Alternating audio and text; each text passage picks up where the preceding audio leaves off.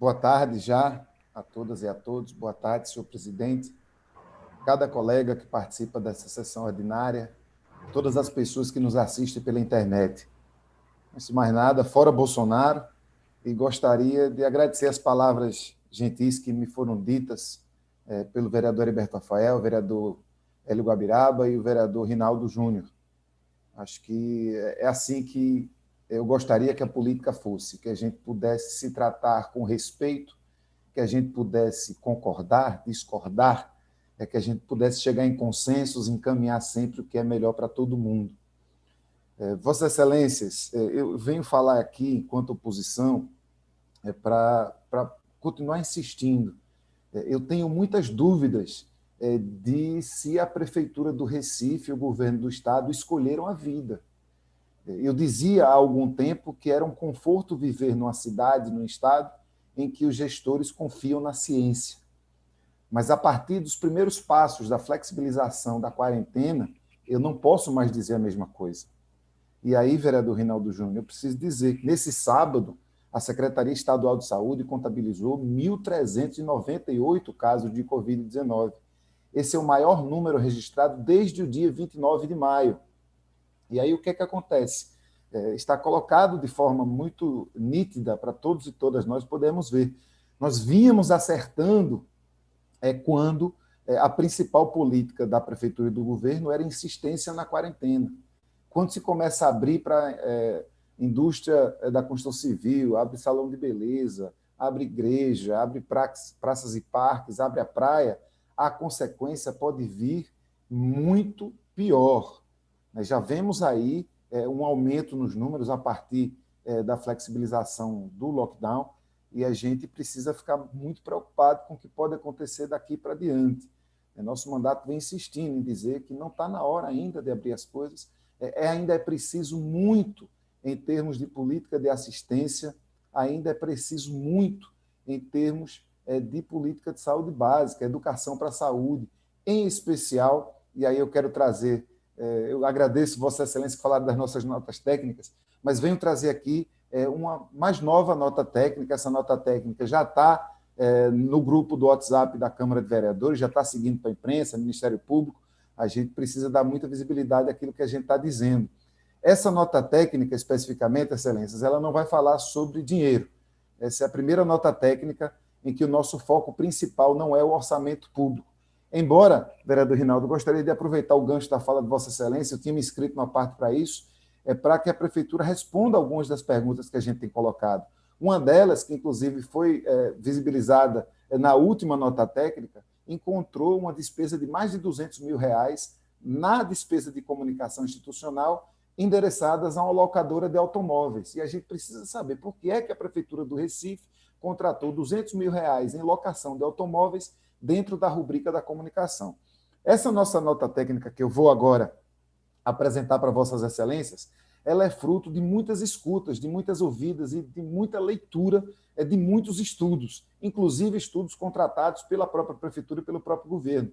A gente acompanhou primeiro manifestações da Rede Recife de Luta, que já dizia da importância de se ter políticas preventivas específicas para as comunidades de interesse social. Eu fiz essa fala na tribuna da Câmara no dia 16 de março, lembrando, Vossas Excelências vão lembrar bem, eu me lembro de ter conversado com o vereador Heriberto Rafael, da nossa preocupação de pessoas que não vivem em lugares saudáveis.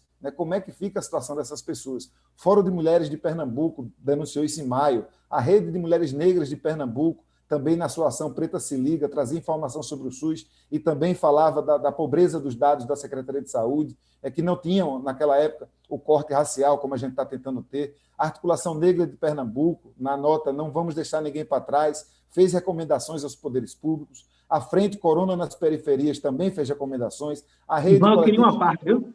Eu estou sem chat. Eu estou sem a chat, rede, pessoal.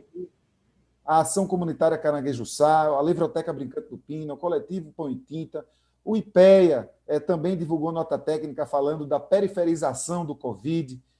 Depois do IPEA, aqui em Pernambuco, a Fundação Joaquim Nabuco publicou o mapeamento da vulnerabilidade socioespacial à propagação do Covid. O Observatório Covid-19 da Universidade Federal falou também da importância de se ter uma preocupação especial para as periferias e para as populações negras. E aí a gente se debruçou, Excelências. Essa nota técnica que eu estou lendo agora, que eu estou apresentando agora, ela procurou fazer um recorte de situação de classe e situação de raça, cor, alinhando os dados que são disponibilizados pela Prefeitura do Recife com os bairros a que se propõe. Porque a gente queria saber se é mesmo que esse vírus não escolhe classe social, se é mesmo que esse vírus afeta todo mundo igual. A gente teve 3 problemas. Primeiro, é a não especificação da distribuição territorial de todos os casos notificados. A gente tem aquele programa da Prefeitura que mostra os bairros em que os casos são notificados, mas esse programa ele não tem a totalidade do número de infecções que são divulgadas. Há uma imensa subnotificação de casos que não evoluíram para a síndrome respiratória, ou seja, nem todo mundo que tem o Covid tem o teste que diz que tem Covid, inclusive isso é outro fator de privilégio e de busca por direitos, e a falta de informação sobre o quesito raça-cor, que só começa a ser incorporada à prática diária da Prefeitura a partir de agora. E aí a gente agrupou os bairros do Recife em 4 faixas de renda, sendo a mais alta os 16 bairros que têm renda per capita maior do que R$1.000, e a mais baixa os 19 bairros que têm renda per capita inferior a R$350. Também dividimos a cidade estratificando por raça-cor a partir de critérios do IBGE. Então, a gente tem uma primeira faixa com 32 bairros, onde a população negra é superior a 66%, e a gente tem uma segunda, uma terceira e uma quarta com a população negra mais baixa, em que mais de 74% dos bairros não tem população negra. Então, com essa metodologia, a gente foi em busca dos dados. O que é que a gente viu? Durante o mês de abril, quando começam a aparecer os casos do Covid na cidade, os casos cresceram 28 vezes durante o mês de abril. No início do mês, 35 dos 94 bairros tinham registro de moradores infectados pelo coronavírus e, no final, já eram 91. Esse crescimento dos casos, no entanto, ele não foi igual em todos os bairros. Nos bairros com nível de renda per capita acima de R$1.000, os casos aumentaram 18 vezes. Nos 24 bairros com menor renda per capita, abaixo de R$350 por mês, em 8 casos, apenas 6 bairros, tinha 8 casos em 6 bairros em 1º de abril, e um mês depois passaram a ser 429 em 23 bairros. O número de casos cresceu 52 vezes, enquanto na classe mais alta aumentou 18 vezes, na classe mais baixa aumentou 52 vezes. Com intensidade semelhante e pouco inferior, houve um crescimento de casos nos bairros com renda per capita entre R$350 e R$600 por mês, ainda bairros muito pobres, com o número de pessoas infectadas aumentando 44 vezes. Então, a gente vê de forma muito nítida que a epidemia do Covid ela inicia-se, inclusive, em bairros mais abastados. Os primeiros números trazem infecções em Boa Viagem, no bairro das Graças, mas depois a gente vai ver que só cresce cada vez mais nos bairros mais pobres. Justamente a população que tem mais dificuldade de fazer quarentena, justamente a população que tem menos auxílio do governo, a população que está em maior vulnerabilidade. Via de regra, também a população negra. Os bairros mais pobres mantêm-se na maior parte dos óbitos. Então, não apenas o número de infecções cresceu nas áreas mais pobres e mais negras da cidade, também o número de óbitos é muito maior, inclusive percentualmente nesses lugares. 30% dos óbitos, ou seja, 445 no final do mês de maio e primeiras semanas de junho, foram mortes de pessoas que moravam nos bairros com renda per capita de até R$350. Quando a gente vê a curva nos gráficos, e Vossas Excelências vão ter acesso a isso, vocês vão ver que a curva das áreas mais periféricas é muito mais acentuada do que a curva das áreas mais abastadas da cidade. A população da gente é 52% negra. E aí, quando a gente vai separar por bairros, a gente também vê que há uma incidência maior naqueles bairros em que a maior parte da população se identifica como pessoa preta ou parda, de acordo com o IBGE. A gente percebe que até o mês de abril havia uma predominância de casos entre bairros com menor presença negra. A partir do final de abril, o que se verifica é um crescimento mais expressivo nos bairros de maioria negra. São aqueles bairros da nossa periferia, o bairro onde está a população mais pobre, onde está a população mais negra. Esses dados a gente tirou do IBGE. Segundo o boletim epidemiológico do dia 14 de junho, bem recente, a gente vê que 7.075 casos de síndrome respiratória aguda grave, resultante do Covid, estão concentrados 71% nos bairros de população na maioria negra. Então, a gente está vendo cada vez mais o vírus se deslocando para as áreas mais periféricas, para as áreas mais negras. 25 dos 25 bairros com mais de 100 casos, 19 deles são de maioria negra. E a gente tem gráficos em que tudo isso é mostrado. No boletim de 14 de junho, também mostra triste marca de 1.524 óbitos provocados por síndrome respiratória grave relacionada à Covid. Desses, 1.243, 83% com vítimas de bairros de maioria negra. Em 20 desses bairros, 20 ou mais pessoas foram mortas pelo Covid.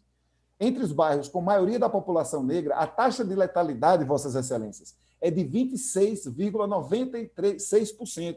É mais que o dobro da taxa de letalidade, que é 13,21%, naqueles bairros onde há maior participação de pessoas brancas no conjunto da população. Esses são elementos que mostram como o racismo estrutural, aquele que está presente na nossa sociedade, ele se reflete numa pandemia. E isso também ajuda a gente a entender porque é que tanto dono de construtora quer voltar com a construtora, tanto dono de escola quer voltar com as escolas, tanto dono de supermercado, dono de shopping comemoram um talvez resultado positivo de uma ação governamental, e a gente está vendo que essas pessoas querem mais que seus trabalhadores morram. Essas pessoas não se preocupam com a maioria da população que é mais pobre, que é a população mais negra, que é a população que precisa de recurso para poder sobreviver ou precisa de apoio governamental para poder permanecer em casa. É sobre isso que a gente vem falando desde o dia 14 de março, e a gente não gostaria de estar certo, não. Quando eu venho trazer esses dados para cá, eu gostaria muito que os números fossem diferentes, mas os números deixam de forma muito negritada essa informação de que a gente está mandando as pessoas para casa, para trabalhar, especialmente as pessoas mais pobres da nossa sociedade, que é justamente o segmento da nossa população que tem sofrido mais as consequências da pandemia. É tanto no aumento de casos, de infecções, quanto num índice de letalidade que chega a ser o dobro dos bairros em que há predominância da população menos negra.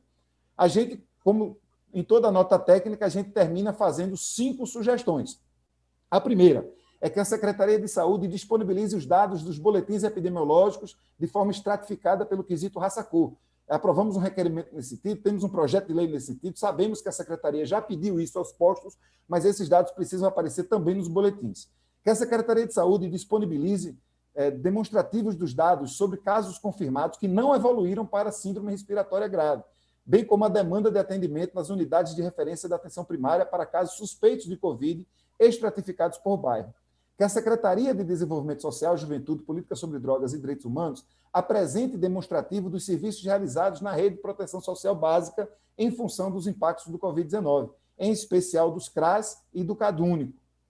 Que a Secretaria de Desenvolvimento Social, Juventude, Política sobre Drogas e Direitos Humanos explicite os critérios e a quantidade de pessoas do CadÚnico que foram selecionadas para recebimento de cestas básicas por origem de beneficiários. Também queremos que a Secretaria de Desenvolvimento Social, Juventude, Política sobre Drogas e Direitos Humanos apresente plano de ação de enfrentamento aos efeitos da Covid-19 durante e pós-epidemia, na ampliação da vulnerabilidade social da população pobre e negra, em especial das zonas especiais de interesse social. Então, fica mais uma nota técnica que deixa de forma inequívoca a informação para cada vereador e cada vereadora de que a epidemia na nossa cidade ela é cada vez mais negra, ela é cada vez mais pobre, e é nesse momento que o número de infecções nessa população cresce vertiginosamente, o governo e a prefeitura acham que está na hora das pessoas voltarem a trabalhar. Não é por aí. Gostaria de ouvir o vereador Rinaldo Júnior, que eu vi fazer uma parte, Luiz Eustáquio. Não tem mais tempo mais. Um vereador, além de mim, a falar, para que pudesse me ceder 5 minutos.